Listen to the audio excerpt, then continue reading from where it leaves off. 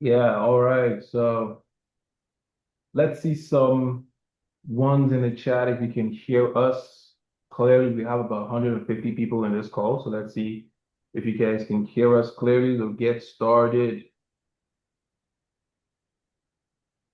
So 150, okay. Ones. All right, let's get started. So in the last community call that we had, we told you guys how objections is just a barrier that you need to cross over to understanding the pain a lot more and using that same pain to close a deal. That is what objections are. And with Daniel and I told you to hit us with as many objections as you've had. That's probably made you lose a sale or a deal.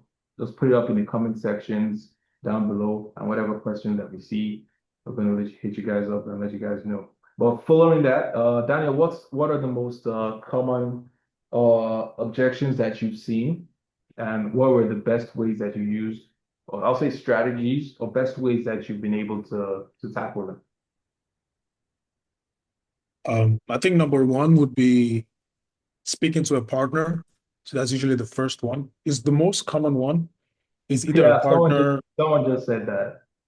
So I think Yeah, you could probably help out with that. yeah. So it's usually partner. So the partner thing is it's most likely two things. So they either the person on the call that you're on the call with is either genuinely is not the person that you should be talking to and doesn't have like executive power to maybe make the transfer or make the transaction happen. So that person doesn't really have the power to do that. Or the person is using the let me think about it, talk to my partner as a way to escape the call and not commit right there and there. And this happens for the second one. And the first one, it's an easy solution. It's probably a bad job done by the settler, or sorry, the account setter. The meeting setter is probably a bad job done on his part, not asking for anyone who's supposed to be on the call, who should be on the call, who can write off on it, to be on the call tomorrow, whenever that meeting is set. Or a bad judgment on your part, not addressing it at the beginning of the call. So at the beginning of the call, you're meant to ask if, if everything's good today, if all things are answered today and you're good with everything you've seen, is there anything or anyone they should know about this? And you need them to be on the that kind of thing. So you ask them that question, that line of question, and then that solves that issue. And they'll either tell you yes or they'll tell you no, that there's no one else and they can make the decision. Now, if they do say there's someone, is right there and there, they need that person needs to be added to the call, or it needs to be addressed why it's even important for the person to be there. And you ask if you have to flip the switch of why the dynamic of their relationship relies on that person's judgment being greater than their judgment. So you have to talk it, say like that. No one wants to feel like the quote unquote bitch in any partnership, really romantic or business. So that helps. So you've tackled that problem. So that's basically how you'd, tackle those issues. But if it comes at the end of the call, you have to tackle it again. And then you use similar to that same line of questioning at the beginning, you do that at the end as well. And the line you would use is not what you use for the settling mistake. It will be for trying to flip the switch of the dynamics of the relationship. And ask it, especially if it's maybe a couple, you ask them if the success that they will gain from being in this partnership with us, being in this business with us, being in this membership with us, would that person be against the success? It's always a no. No one's gonna say they're a partner. So you have to then go forward and then talk about how this membership or this program that you're selling is going to elevate them and their partner, business or otherwise, is going to be happy for this success. And that's how you would handle such. Obviously, we'll get into more detail, maybe in a role play that we do in our next meeting. We could talk about this a lot deeper. And Josh will actually ask me a bunch of questions, and then, I'll ask him a bunch of questions. I act like the most skeptical person on earth. And you see how he's going to dismantle all those barriers, get to the root cause. Now, when someone says these things and he wants to talk to someone or think about it, the problem there is something, there's an assurance that's not there. Something has not been answered on the call, and he needs time away from the call because there's a doubt, and we need to address that doubt. So usually I'll let Josh go ahead and explain some of the techniques that he uses, but that's usually the issue, is that there's a doubt that hasn't been addressed. There's some kind of confidence in your ability, the program. There's no trust in either you who's selling it, or there's no trust in themselves that they can achieve it. So let Josh go ahead and move more to that. Yeah, exactly. Usually, whenever people are obviously great one from Daniel, the questions are coming in. We will get to that, but we have started with I think it was Tony who talked about spousal disagreement or partner disagreement on the decision making. Now, if a spouse is not given a decision, the main thing that we would always like you to do is always try and make them make the decision on the call. When someone gets off of the call, the power is no longer in you. The ball is no longer in your court, and the power is no longer with you. Now you're giving the decision making to the spouse or to the business partner to make the decision for you. Now, obviously, you can always follow up and do all of that. But once a spouse says no, there's really not much convincing that you can do to because they don't know you. They don't know you more than they know their business partner. So you should always try and get that sale in that call. And what a good strategy. So I need to get back, I need to answer this and get back to my original point. The best strategy to do is whenever they say, oh, I need to speak to my spouse, you can just simply ask them, okay, that's great. Especially if you've pushed and pushed and pushed, you've tried, you've done what Daniel said and it didn't work. What you should do is let them book another call right now in the call that you're having. Another call will be booked. Let them accept it. So the yes on Calendly, let them click the yes. Let it be set into your calendar and into their calendar. And you're like, great. So you book the call. You give them this assurance that, oh, okay, my little bailout from this call is now set. And then you pull them back again. And then you're like, okay, so you basically booked the call. We can always, revisit this at a later time. So let's say you've gotten the decision that you are able to start. Would you say you would already start? Yeah, they'll be able to start. You need to then start going deeper onto why they need to take time away and just give it to them frankly. Because at that point, you're going to lose them. You give it to them directly and just tell them, hey, I've been through so many of these calls, and usually when people leave the calls to say they either want to go to meet a spouse or they need more time to think about it, it's usually one or two things. Either they're scared, either they don't believe that they can get the offer, or either that they just don't trust me. And something I do, I must say you should do it, but I do it sometimes. I ask them, or is it because I'm black? you know, and it also, I'm just trying to get you uncomfortable. You need to understand that sales is only it's psychology. We're trying to get into people's minds and get our own piece into that space that we need to occupy space in their heads. And when you say things, when you challenge them, that it's either you're scared and you look directly at the camera, either you're scared, you don't trust, or you just probably don't like me, you don't like how I smile. Say something like that. And then most times will tell you why the reason is. And it's not really about them needing time to talk to anybody or needing time it's usually either maybe the money, which is a fear. The money is too much for them. They don't believe that they can get results. So you probably need to show them more testimonials of people like them, not just people like them. A single mom, uh, someone who's working late hours, 12-hour shifts, who's also doing what it is that they're doing. Let's say if you're doing an offer for making money, if it's fitness, you're showing people who have busy schedules, who are still, pulling off a ultimate physiques and get into that dream body.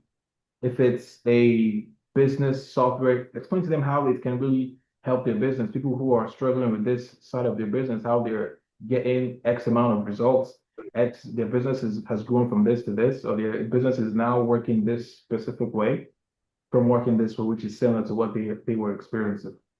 And that's probably what you need to do. You just need to go deeper with them and understand that they're trying to leave the call just to sit with that difficulty. They don't want that difficult decision. And you are trying to make them make difficult decisions. You need to make them sit with it, And by the time you've gotten them to book the call within while you're still on the call, you're giving them this level of trust that okay, I'm not stuck in here. I don't have to make that decision.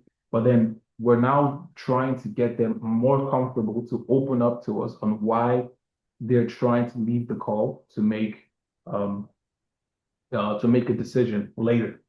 And then we just tell them that, you know what, if all thing fails, sometimes you just have to call the BS and just say, you know what, the longer that I'm doing this call with you, it almost seems to me, from what I observe, and I say this in the most respectful way, I think you don't really want this as much as you say you do.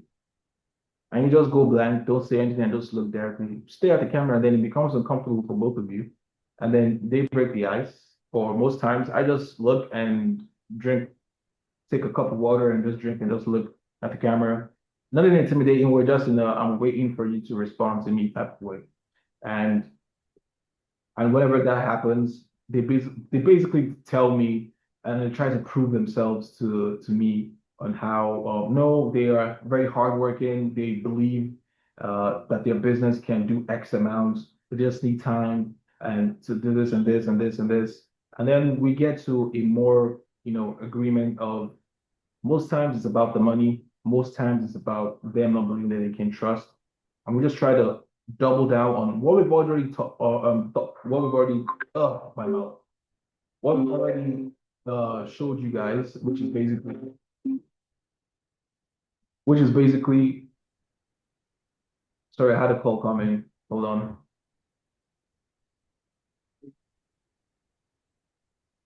So just basically doubling down on the stuff that we've already showed you guys on how to handle these objections with fear, with another question that I can see in the comment section. It's mostly just objection questions that I'm seeing here. Yeah, if a client or if a prospect is basically asking for uh a better payment plan, I think the deal's already closed. So all you need to do is just basically close the deal and just offer them either a discount or a payment plan, basically. You want to also have the card information because if you're taking like a crypto deposit, you might be shooting yourself in the foot if it's a payment plan with crypto because it's not going to be billed automatically. So you want to use Klarna for that. Yeah. Yeah, Uh, you have to, like you said, you have to make sure that the customer is the one who offers the payment plan. So you need to hold out as long as possible and make sure that it's the customer who offers maybe, oh, do you guys have a discount or do you guys have a payment plan that I could use because I can't afford. So this is after you've beaten the answers out of them and they've confirmed that, yo, I really want to join you guys, but I just don't have the cash. I don't have the 5K, the 10K to join right now, but I could do 3K right now. So that kind of thing. yeah. And typically times like this, you've already asked them if cash wasn't an issue, will they be 100% down to join, no concerns? And if you've gotten to that point, it means that the problem is actually just money. And that is the best problem you want to have when it comes to objections, that they just don't have money and because there are solutions to that.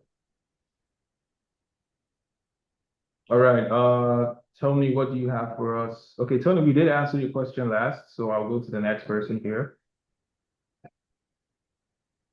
All right, getting offers. We did speak on this in the last call. But that was for more for the VIPs. We did post it on YouTube later on, so you guys can go check that out. But we did speak about how you can use certain services to get yourself into offers and just basically putting yourself out there, doing outreach, you get offers. Like down the line, we didn't start off look begging people for offers. We sold our own offers. So we already have businesses that we've done. And you yourself, you could get offers yourself. You just have to find out the leads yourself. So that's the problem I see most of you guys have, which is getting leads for people. Now, the main thing that you should bear in mind is that getting offers is not just the end all be all. You need to be good. You need to be good at sales, and you won't get any offer if you're not good. So make sure that you're actually doing your own part by learning and documenting what you're doing. So, for example, I've seen people who have, just posted their progress on Twitter or on YouTube, even on Instagram, and from that, that's where they got their offers. The offers might not be great, but you now have a good starting point to get there. And then you can use some of the paid options that we have for you to don't waste your money going into any of these groups that they guarantee you guys offers. No one has a group that you pay $4,000 in and then automatically just because you're brave enough to make that investment, now you have a job waiting for you once you're done. No, you still have to go through the processes. They're still using a third party service like Deal Fuel and Closers.io. They're still using these guys to get you into. So you could just go to them directly and get yourself into. So it does have, we do, but what we can help you with is we can help you to position yourself well. Most of you guys don't have pay stubs, don't have proof, and we can provide you with those type of stuff that can actually help you get notified, get noticed by people. And as we did give out in the last video, Daniel, we did give out so many ways to stand out on these platforms. Yeah, yeah. So you have to, yeah. I think first of all, once you're done with this call, go back to YouTube. We posted the video on YouTube. You can watch it and see what we're talking about. The best practices and how to position yourself better, and these companies will see you as worthy. So first of all, you need to be good, and you have to post like maybe a test video of yourself. So a good way to do this is if you don't have anyone, you could role play with someone. Yeah, I Because mean, some of the role plays that we do on the calls, you could use that too as well. exactly. So you can slice up your part where you were the closer and another member of the community was the customer. Cut that part out, and that is you. If you get what I'm saying. So that is you closing a deal. Yeah. So you can create multiple scenarios like that with multiple friends of yours, and you now have a bunch of customers that you've closed based off of those deals.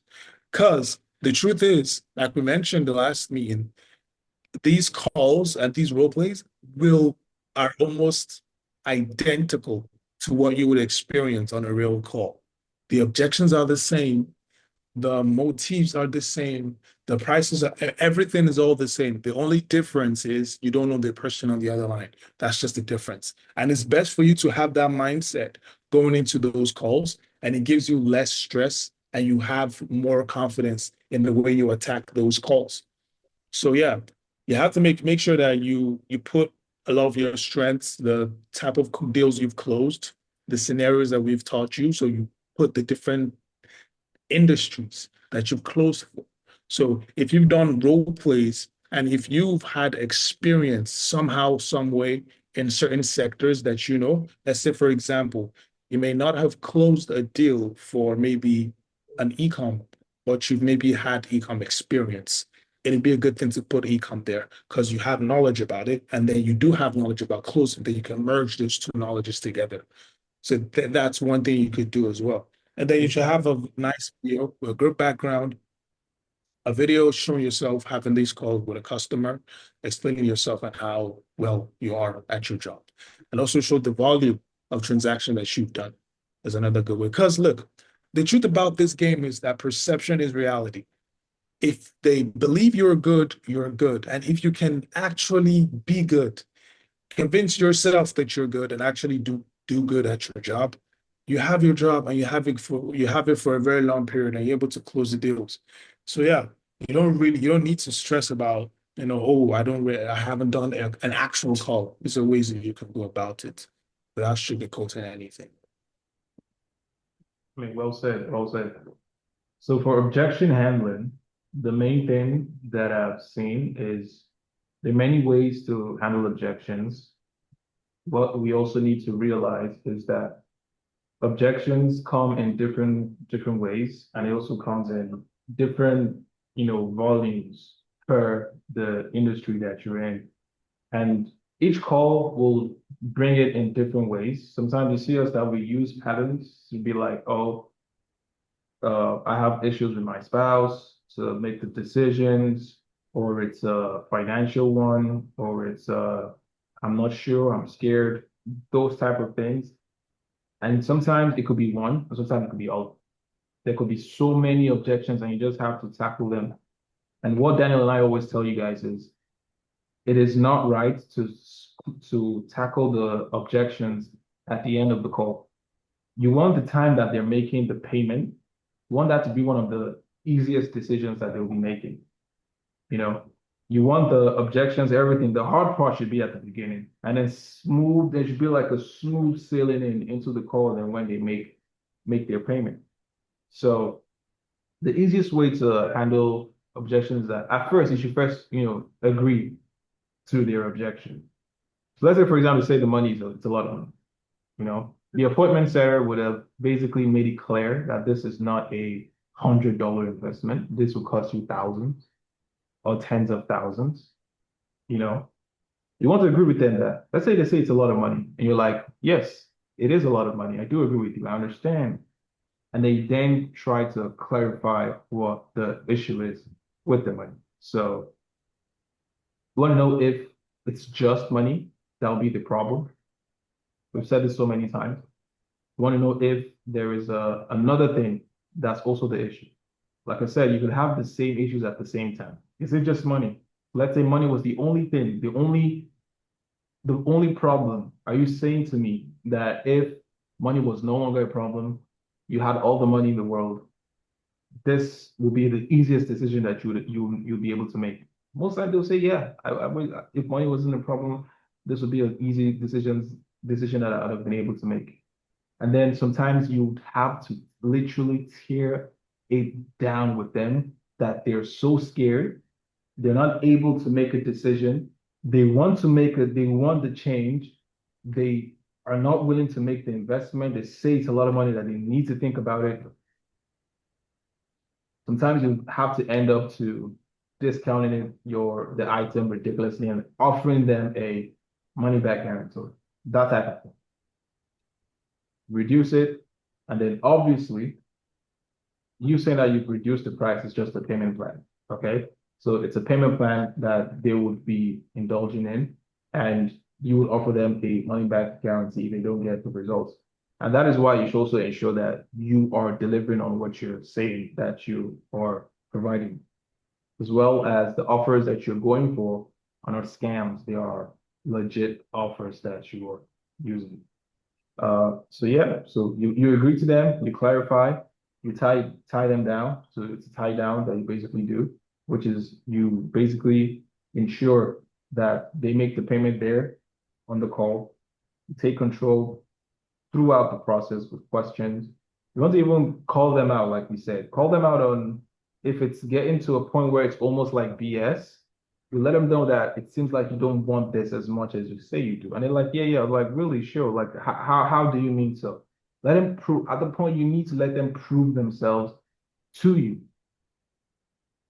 You give them also some, some macro agreements. So when I say macro agreements, I mean something like, would you agree with me that you could agree with me that those type of agreements, and it should most times lead to you saying, would you agree with me that if you were to work with our 100 plus students who have had X amount of results in X amount of days or X amount of months working with us, to be able to get this amount of it, would you agree with me that you would be able to make that same amount as well?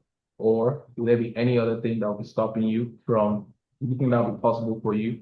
And then you can also know whether there's also a limiting belief that or there's a fear factor of whether they think that they can actually achieve these things that you're claiming that they can achieve. And then you can basically tackle it from there on. And so sometimes you also have to challenge them, like I said, you have to be comfortable being uncomfortable and being confrontational in a respectful way with people. Because you want to be, like how you had in cartoons like Tom and Jerry, where there's an angel and there's a devil behind them. You want them to face their devils. You want them to face demons. You can't always be nice and silly and be so passive. A customer will give you 1,000 reasons why they don't want to spend money with you. You need to block off all four. You need to be a point guard, a defender. You need to be everything. You have to be blocking up all those negative walls, those negative, and literally just break it down and let them see themselves, through your approach. Sometimes through a call, a person can actually see that they are just fearful, they are just lazy, or they don't necessarily need it. They're lying. They don't need to tell a business partner or a spouse before they make a business decision because most times than not, it's just an excuse. So yeah. Do you have anything you want to add to that, Daniel? No, no, no. I think you hit it all. So yeah. One more thing is, so you noticed how when he replied and gave you the steps to make, he didn't say show them more reviews. Because a lot of times it's not even really about what you're selling. A lot of selling it's and closing these deals, it's not about the quality of the product anymore. A lot of times they know the product is good, but they don't know if it's good for them. So you need to communicate the value of the product in relation to what their pain is. So if it's someone who's, let's say it's a lady, and then she has 3 kids, a single mother with 3 kids, doesn't have any time, works 2 jobs, doesn't have anyone to take care of the kids. So she takes the little one with her to work. A lot of things happen. So you're now communicating the value of a dropshipping course that tells her a dropshipping mentorship that means that's promising on delivering on time freedom and a lot of potential monetary gains that she's going to make from this course and this mentorship.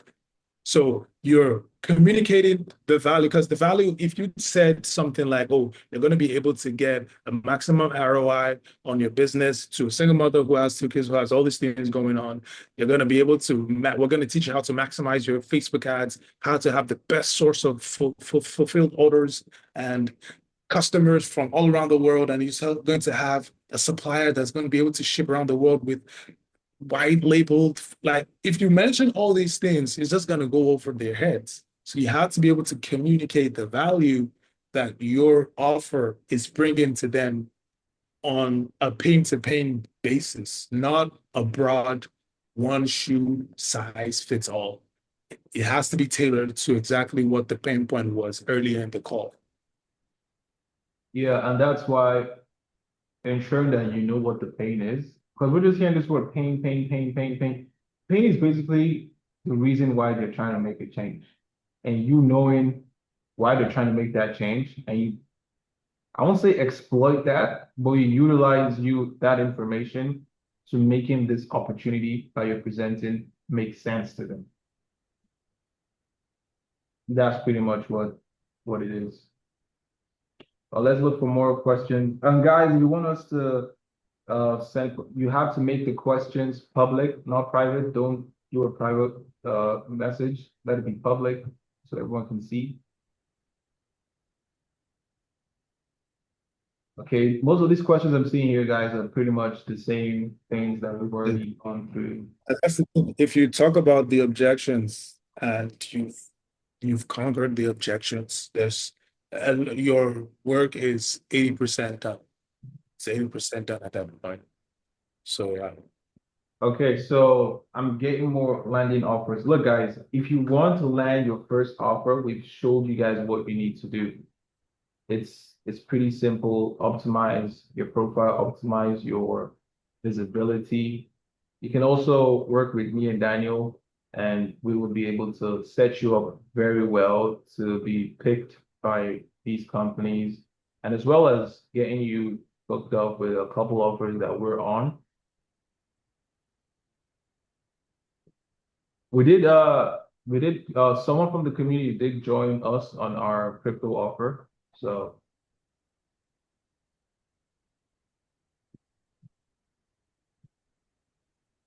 all right. Yes, you can work with, yeah. So this is also another thing. You can work with people in industries that you're not familiar with. Definitely. And you can also apply for industries that you're not familiar with. The only thing is you just make sure to get familiar with them. Where there's nothing in this world that we're familiar with. We got to know about it as we proceeded with more to seek more information and knowledge about it. So I believe that I could sell for anything, in my opinion, I believe. I mean, if it fits for me and it's remote, I believe I could. Because the only thing I think I wouldn't be willing to do is probably real estate. But any other thing, I think I'm good. I'm good. If it's SaaS, if it's crypto, if it's forex, it's trading, if it's stocks, um, softwares, B2Bs, and all that, I believe that I can definitely work with that. So you should also have For sure. that mentality.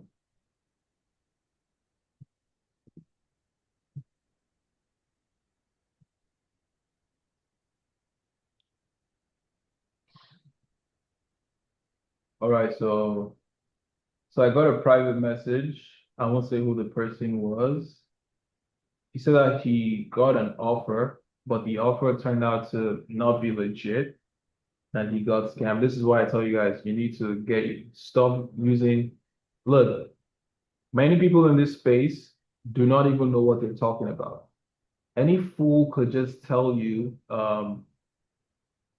go on Instagram and send a bunch of DMs, and I can guarantee you're Or not gonna get any group, from sending DMs. Facebook. Or going to Facebook groups. How many times have I heard them say, go to Facebook groups in your nation? Do you know how many Indians, Philippines, Mexican, no, not Mexicans, uh, some Asian VAs in third world countries are applying to the same offer that you in the United States are applying to, and you think you're not going to get somehow mixed up in the mix of all that? You think you're not going to get mixed up in all that in a free WhatsApp group looking for a job? Are we being for real? So that's what I'm telling you guys. Sometimes you get offers like this. If you don't do your, proper research on these companies, you will end up just doing free work for people and you don't get paid your commissions. So ensure that you do your, I empathize with you, bro. I'm really sorry that that happened, but ensure that you're doing your research before you pick up any offers. And if you use the tools, the directories that me and Dan have showed you, there's 100% chance of that never happening.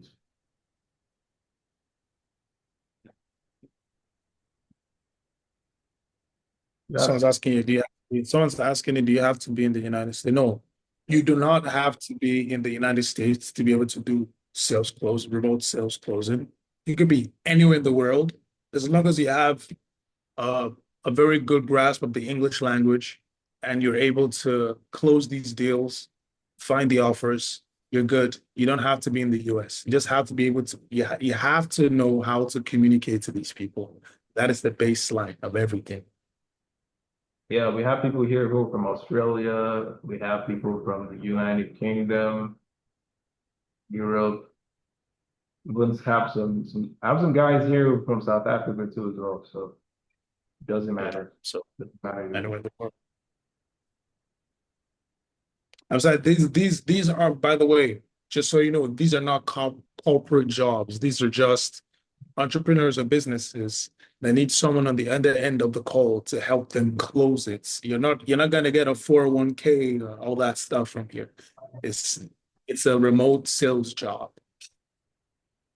Yeah. I mean, a lot of Yeah, guys, more. some of them are even in Bali. They're doing their calls from Indonesia, from Thailand. So that's what the freedom's about. You can be anywhere and you're doing this to the same thing. That's what drew us to it. So And you really don't work for the company, you kind of work with the company. So you're a contractor in the most basic sense. yeah. A lot of the questions you guys are sending us just a bunch of repetitive objection questions. And that's what I try to tell you guys. Master your craft. Do as many role plays as possible. Get a free sales job. You can get a normal sales job somewhere and just master your craft. When you're good, you're good. No one can take that from you. You need to have that confidence to speak to people. I believe in my heart of hearts that I could, even if I had Barack Obama right in front of me, as long as it's on a screen, not in person, I would be able to sell something to him because of the confidence that I have. I've spoken to people, like right now we have 150 people right now on this call and speak with confidence with anybody.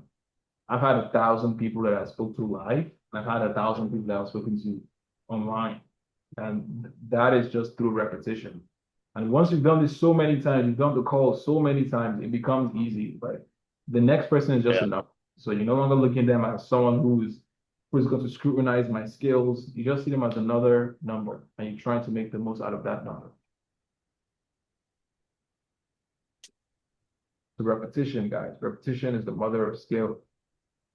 Someone's asking how many times a day should you do role plays in them? I don't know. How many times a day did you go to school? Do the same. Let me give you a more sensible answer. Uh, to be fair, you can do as many role plays as possible. You don't have to always sit in front of a computer and set it up to do a role play. You could just chop it up with, if you have a business partner, do Daniel and I, we did it with ourselves, to be fair, and that was a lot easier. And sometimes you could just be in your bathroom and you're just talking, thinking of the objections in your head, and you're just talking. But sitting down, you could do this once or twice a day and just rewatch this. And just like every athlete, every great athlete, they rewatch their clips. They watch their clips. Your live calls, your role play calls, you record. Till this day, I still do this. I'm going to work this call right now. I'm going to go back and watch it and watch it and rewatch it just to get better. So you should always be, there shouldn't be an hour. It should be like a knowing, a lifestyle to always want to get better at your craft. It's what it is. Because trust me, guys, sales is filled with the most competitive, egotistical people in the world. So you have to be on your stuff. And I remember these companies, yeah, you have to be in your stuff because these companies will not wait for you to get better. You have to constantly be on the progression of trying to improve yourself every single day. Because you're And not the only one. There are probably multiple closers and multiple they're appointments. on your offer, Exactly. and they're So just waiting for the right time. yeah, because I've had time that I was asked to supervise someone's call, and I was in the company a lot later than they were. And I basically me and Daniel took their spot because, like I said, we're like literally two for the price of one. So you have to be on your stuff. You have to always be delivering. You always have to be, you know, crunching the numbers with your with yourself. How can I get better? How did I do on this last call? Did I handle this objection properly? Should I read more psychology books? Should I get into the private community with Daniel and Joseph? Totally, totally up to you. How do I want to present myself? What new way do I want to present myself on camera? How should I speak? Did I say the right words? A lot of times we don't know the right words to use in certain situations, and we just end up, speaking like complete Gen Zs. Uh,